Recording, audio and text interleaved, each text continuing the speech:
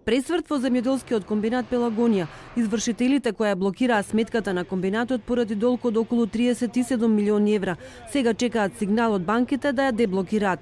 Телевизија 24 дознава дека бил одржан состанок на високо ниво меѓу доверителите и директорите на Пелагонија.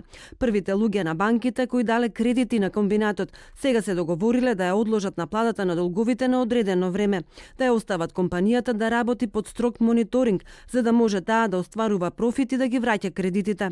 Целата блокада е сензитивна зашто треба да се води сметка и за илјадници, грла крави, овци и јагниња кои не можат да преживеат ако сметката на фирмата е блокирана.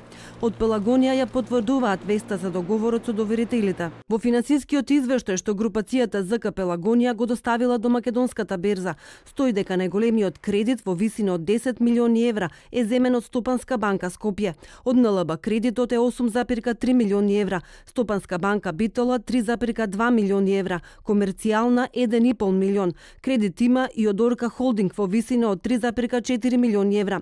На крајот на минатата година групацијата има неплатени обврски кон добавувачи во висина од 17 милиони евра. Во Битола деновиве се чувствува тензична атмосфера. Сите се во исчекување на исходот од ЗК Пелагонија. Битолчани велат дека евентуалниот пропаст на земјоделскиот комбинат би имало несогледливи последици во целиот регион. Без работа би останале над 600 работници, но ќе бидат повлечени илјадници други семејства кои индиректно се поврзани со работата на Пелагонија.